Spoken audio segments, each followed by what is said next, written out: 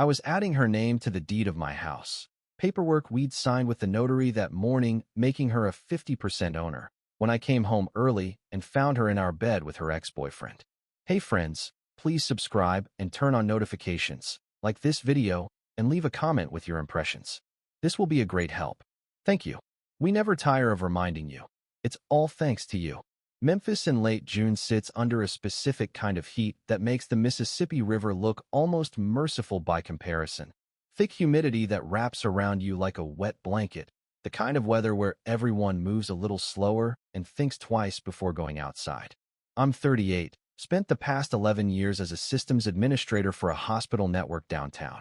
Behind-the-scenes work, keeping servers running, managing databases, solving problems most people never see. Good pay, stable career, the kind of job that let me buy a house in Cooper Young when I was 32 and pay it off aggressively over 6 years. Paige is 33, works as a physical therapist at a sports medicine clinic in Germantown. Athletic herself, always training for some 5K or half marathon, constantly talking about her patients' recovery progress and biomechanics. We'd been together for 2.5 years, living together in my house for the past 14 months. Talked about marriage, looked at rings online, made plans for a future together. The house had been mine before we met. A renovated craftsman bungalow I'd bought as a foreclosure and spent 2 years fixing up. 3 bedrooms, hardwood floors, a big front porch, everything I'd wanted. Worth about $240,000 now, completely paid off. One of my best financial decisions. Adding Paige to the deed had been her idea initially, brought up about 4 months ago. We'd been talking about getting engaged, and she'd mentioned that it felt strange living in my house rather than our house. Said it would mean a lot to her to be an actual owner, to have legal stake in the home we were building together. I'd thought about it for a few weeks, talked to my attorney, and decided it made sense. We were planning a future. Making her a co-owner seemed like a natural step before marriage. We'd met with a notary that Tuesday morning, June 27th. Signed all the paperwork transferring 50% ownership to her. The deed would be filed with the county by end of week, but the notarized documents made it legally binding as of today. Paige had been emotional about it, tearing up as she signed, saying it meant everything to her that I trusted her this much. I'd taken the whole day off work for the signing and some other errands. Paige had said she was working until 6, full schedule of patients, couldn't get away. After the notary appointment around 10 a.m., I'd gone to get the oil changed in my truck, stopped by Home Depot for some supplies, grabbed lunch, took my time. Figured I'd get home around 3 and have a few hours to work on the deck project I'd been planning. I pulled into my driveway at 3:15. Paige's car was there, which surprised me. She was supposed to be at work. Maybe she'd felt sick and come home early, I thought. I grabbed my Home Depot bags from the passenger seat and walked up to the front door. Used my key, walked inside. The house was quiet. Too quiet. Usually if Paige was home, she had music playing or the TV on. Paige. I called out. No answer. I set the bags down in the kitchen and walked toward the bedroom. Our bedroom door was closed, which was unusual for the middle of the day. I could hear something. Voices, maybe. Soft sounds. I opened the door. Paige was in our bed with a man I'd never seen before. They were naked, tangled in sheets, frozen in the moment of being caught. Her eyes went wide when she saw me. The man scrambled to cover himself. Jesus Christ. I stood there for what felt like a full minute, but was probably 5 seconds, taking in the scene. Paige's clothes on the floor next to the bed. A man's clothes I didn't recognize. The look on her face, shock, guilt, fear, all of it cycling through in real time. Get out, I said. My voice sounded calm, which surprised me. Distant, like I was narrating someone else's life. Wes, I can explain. Paige started. Both of you, get dressed and get out of my house. The man was already grabbing his clothes, pulling on pants with shaking hands. Look, man, I didn't know. I don't care. Get out. Paige was crying, trying to wrap the sheet around herself. Wes, please, just let me explain. You have 5 minutes to get dressed and leave. After that, I'm calling the police and having you removed for trespassing. This is my house, too. We signed the papers this morning. Those papers aren't filed yet. Right now, this is still my house. Get out. The man was dressed now, practically running for the door. I heard the front door open and close. A car starting in the driveway, pulling away fast. Paige was pulling on clothes, still crying. Wes, Please, I'm so sorry. This was a mistake. It didn't mean anything. Who was that? Nobody. Just someone I. Who was he, Paige? She was crying harder. Someone from college. His name is Derek. Derek Holloway. Derek Holloway. The name hit me like cold water. I knew that name. Your ex-boyfriend Derek? She nodded. The one from University of Tennessee? The one you dated for 3 years. Another nod. The one you told me you hadn't spoken to in 5 years. I ran into him a few months ago. Get out of my house. Wes, please. Get whatever you absolutely need right now. Everything else you can get later with a police escort. You have 2 minutes. She grabbed some clothes, her purse, her phone. Kept trying to talk, to explain, to get me to listen. I followed her to the front door, making sure she left. She stood on the porch crying, begging me to let her come back inside and talk. I closed the door and locked it. Then I sat down on my couch and stared at the wall. My phone was in my hand. I looked at the time. 3:22 p.m. 7 minutes since I'd walked in the door. 7 minutes since my entire life had detonated. I pulled up my attorney's number. Marcus Webb, the one who'd handled the deed transfer paperwork. Called him. Marcus, it's Wes Bryant. Hey Wes, what's up? Everything go okay with the notary this morning? I need to know if I can stop the deed transfer from being filed. What? What? I came home and found Paige in bed with another man. I need that deed transfer stopped immediately. Long pause. Jesus, Wes. I'm sorry. Let me think. The notarized documents are binding as of signature, but the actual county filing hasn't happened yet. If I can intercept it before it's submitted to the recorder's office, we can stop it. But I need to move fast. How fast? I'm calling them right now. Stay on the line. I waited. Heard him talking to someone, his voice urgent. 2 minutes of muffled conversation. He came back on. Okay. I caught them. The filing was scheduled for tomorrow morning. I've pulled it. The deed transfer will not be recorded. As far as the county is concerned, you're still the sole owner. What about the notarized documents? Those are trickier. She could potentially sue for specific performance, force the transfer to happen based on the signed agreement. But given the circumstances, and if you want to fight it, you'd have strong grounds to argue fraud or misrepresentation. What do I need to do? Document everything. If she tries to claim ownership, we'll argue that she obtained your agreement under false pretenses while actively cheating. Most judges won't enforce a property transfer under those conditions. But Wes, she's going to fight this. Let her fight. I hung up and immediately started documenting. Took photos of the bedroom, the unmade bed, the evidence that 2 people had been there. Found a receipt in the trash from a restaurant downtown dated yesterday. Dinner for 2. Paid on Paige's credit card. Found another receipt from 2 weeks ago. Hotel in Germantown. Also her card. Opened our shared laptop. The one we both used for personal stuff. Checked the browser history. Found searches from last week. Adding someone to property deed Tennessee. Can deed transfer be reversed? Property rights after deed transfer. She'd been researching this. Planning it. Checked her email. Still logged in on the laptop. Found messages going back 3 months from Derek Holloway's email address. Opened them. March 14th. So good to see you yesterday. Can't stop thinking about reconnecting. March 21st. The hotel in Germantown worked perfectly. Same time next week. April 3rd. I know this is complicated, but I'm falling for you again. April 18th. Have you thought more about what we talked about? About making this permanent. May 2nd. If you had security, like joint ownership of the house, would that make it easier to leave? May 9th. Once your name is on the deed, you'll have real options. Just saying. I sat there reading through months of emails. The pattern was clear. Derek had been suggesting she get her name on my house. She'd been working toward it. The emotional manipulation in his messages, the financial advice, all of it building toward today. I took screenshots of everything.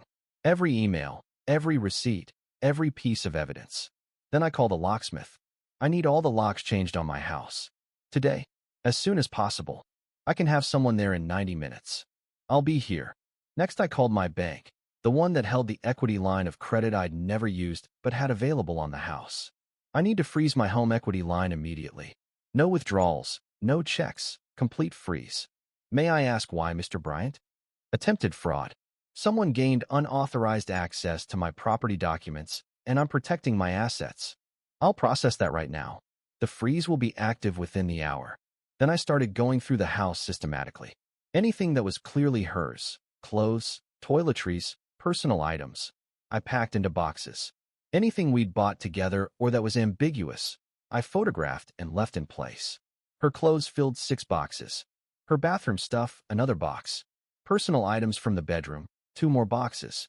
I put all 9 boxes on the front porch. The locksmith arrived at 5. Changed all 3 exterior locks, front door, back door, side door. Gave me new keys. $240.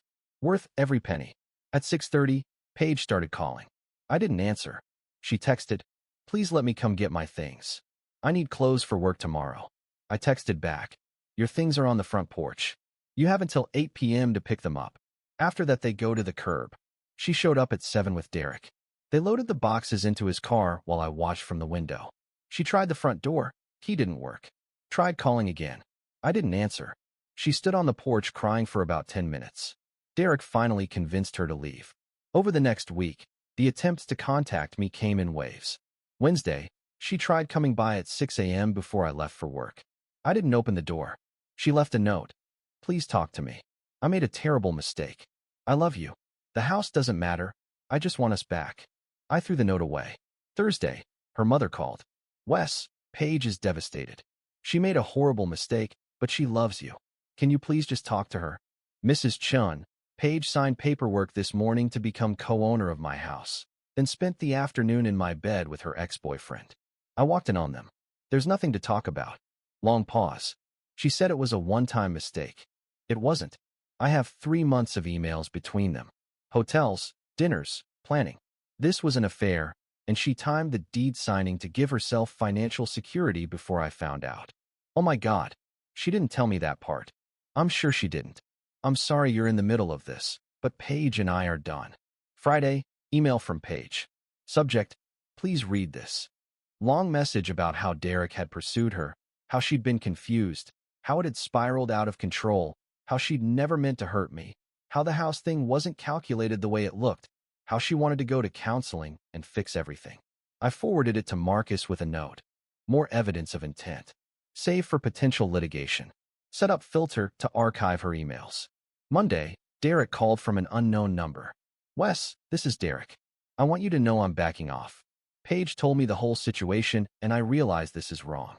I'm out of the picture. Congratulations on your conscience arriving a few months late.